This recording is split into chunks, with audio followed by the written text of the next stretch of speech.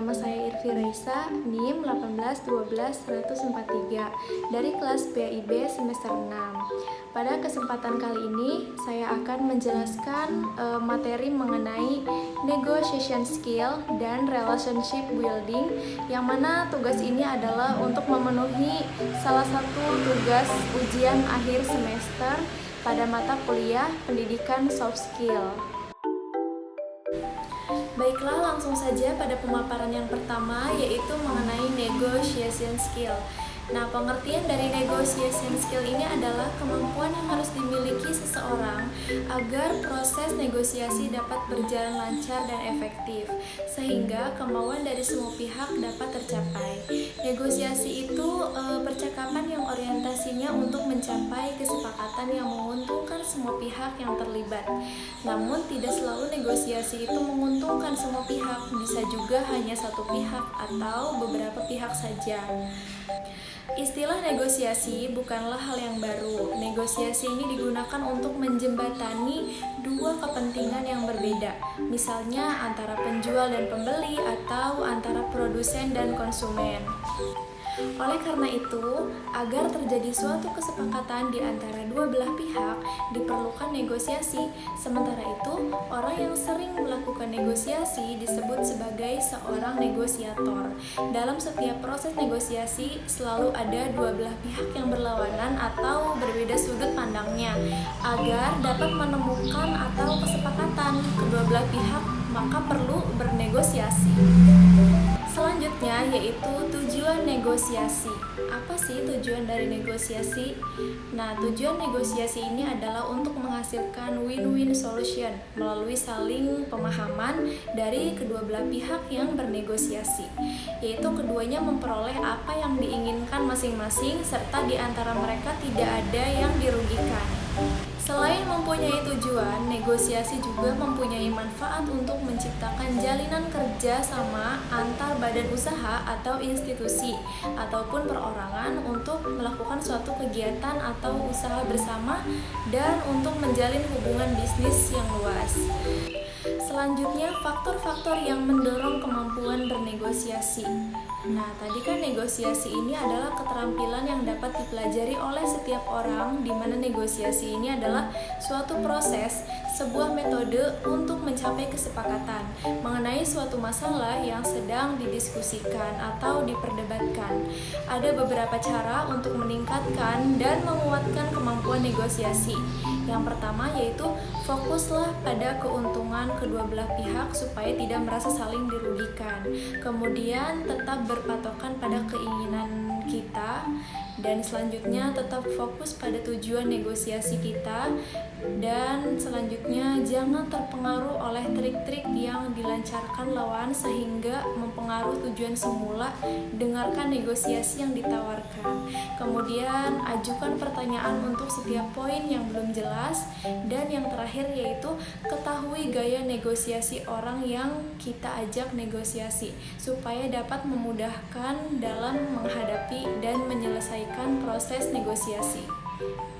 Terdapat 3 faktor utama dalam kemampuan negosiasi yang baik, yaitu patience. Nah, negosiator yang baik menyadari bahwa negosiasi ini membutuhkan proses, termasuk di dalamnya untuk menghilangkan sekat di antara kedua belah pihak dan bukan merupakan hasil yang instan.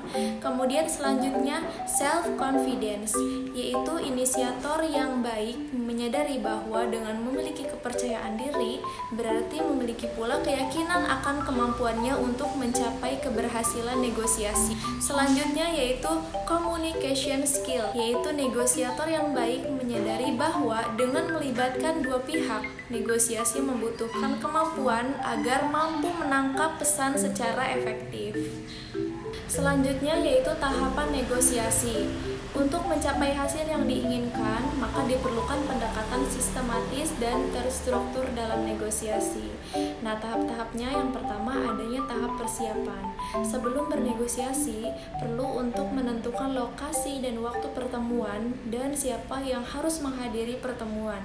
Kemudian tahap diskusi. Pada tahap ini setiap individu atau anggota masing-masing pihak akan mengajukan kasus untuk masalah mereka. Selanjutnya tahap klarifikasi tujuan, dan selanjutnya bernegosiasi bertuju pada hasil yang memenangkan. Selanjutnya adanya perjanjian. Nah, kesepakatan dapat dicapai setelah pemahaman tentang sudut pandang dan kepentingan kedua belah pihak telah dipertimbangkan. Dan yang terakhir yaitu melaksanakan tindakan dari hasil perjanjian. Nah, dari perjanjian yang disepakati, maka tindakannya harus diambil.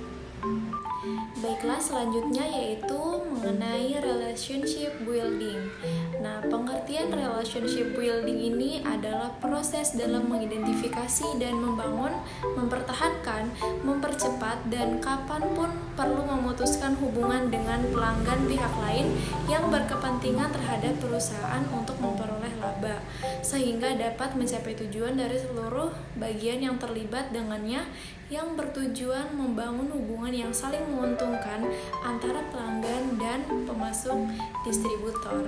Jadi pada intinya relationship itu suatu kemampuan individu di luar kemampuan akademisnya yang mana saling berhubungan dengan orang lain. Selanjutnya yaitu terdapat beberapa relasi di dalam dunia kerja. Dan relasi di dalam dunia kerja itu sendiri yaitu yang pertama menjaga tutur kata dan perilaku, berusaha sebaik mungkin dalam berbicara dan bersikap kepada rekan kerja, dan juga berusaha untuk tidak menyakiti perasaan mereka dengan sikap dan tutur kata kita. Selanjutnya, memahami kebutuhan rekan kerja. Nah, berusaha memahami kebutuhan rekan-rekan kerja akan membantu menjadi pribadi yang lebih peka. Dan kemudian yang terakhir, terapkan toleransi dalam lingkungan kerja. Nah, dalam hal ini lingkungan pekerjaan kita akan dihadapkan dengan keanekaragaman dari rekan-rekan kerja kita, entah itu keragaman suku, bahasa, atau agama. Selanjutnya yaitu membangun relasi dengan atasan. Terdapat beberapa relasi dengan atasan. Yang pertama yaitu hindari emosi atasan. Kita perlu konsisten dalam sebuah hubungan, bertindak dan bekerja dengan bijaksana. Tidak perlu terpengaruh dengan kondisi emosional atau suasana hati atasan kita. Kemudian jangan menunggu pujian. Tunjukkan bahwa kita melakukan yang terbaik bagi diri kita dengan kepercayaan diri dan kapasitas sebagai seorang profesional. Pujian hanya sebagai pelengkap dalam pekerjaan kita. Dan yang terakhir yaitu datanglah sebelum atasan kita. Selanjutnya yaitu membangun relasi dengan karyawan. Yang pertama yaitu jadilah supervisor yang peduli dan memberikan pujian dan juga feedback terhadap karyawan.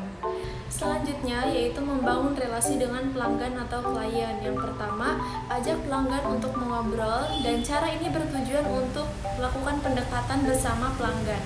Selanjutnya, ketika sedang tidak bisa membantu pelanggan, arahkan pelanggan kepada seseorang yang mampu membantu dan menyelesaikan masalah. Kemudian poin selanjutnya, membangun relasi dengan perusahaan, rekan, atau kerjasama. Nah, yang pertama yaitu tentukan tujuan. Tentukan dengan jelas mengapa kita harus bekerja sama. Dan selanjutnya siapkan profil. Siapkan beberapa materi tentang kita, gali latar belakang, kemudian menjadi sebuah cerita tentang perusahaan atau organisasi, dan temukan hal-hal yang menarik. Kemudian yang terakhir, hargai pendapat dan kebiasaan mereka, karena setiap orang atau organisasi mempunyai kebiasaan dan budayanya sendiri. Hargai pendapat atau kebiasaan mereka, jangan pernah membandingkan dengan orang atau organisasi lain yang kita anggap lebih baik. Poin yang terakhir yaitu membangun relasi dengan orang lain. Yang pertama, jangan mementingkan diri sendiri.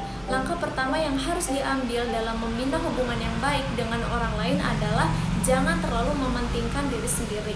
Kemudian berikan mereka perhatian. Selanjutnya mintalah nasihat atau bantuan. Salah satu cara terbaik untuk membina hubungan yang baik dengan orang lain dengan meminta nasihat dan bantuan mereka. Banyak orang senang bila memperoleh kesempatan untuk menunjukkan keahliannya. Mereka pun akan merasa senang bila mereka membantu kita, sebab ini menunjukkan seolah-olah mereka memiliki sedikit kekuasaan atau kelebihan. Selanjutnya, jaga perasaan orang lain. Manusia adalah makhluk yang emosional. Meskipun keinginan kita untuk selalu rasional dan bersikap logis, namun kita tidak boleh lupa hal di atas.